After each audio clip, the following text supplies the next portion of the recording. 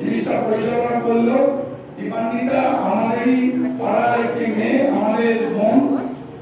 সে বহু দিন ধরে অ্যাঙ্গারিং করছে, নানা জায়গায় আমরা সুযোগ পেলেই তাকে বলার চেষ্টা করি। সেই দীপান্বিতাকে আমরা পূর্বাশা ক্লাবেতে আগামী দিনে কোনো আবার যদি এই ধরনের কাজ হয় তাকে বহু আশা করছি। আমরা দীপান্বিতাকে ক্লাবের পক্ষ থেকে একটি সম্বর্ধনা দিচ্ছি।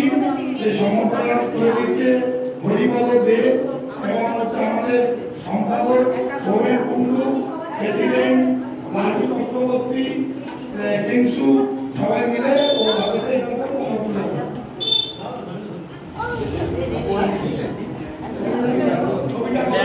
হয়ে যাক।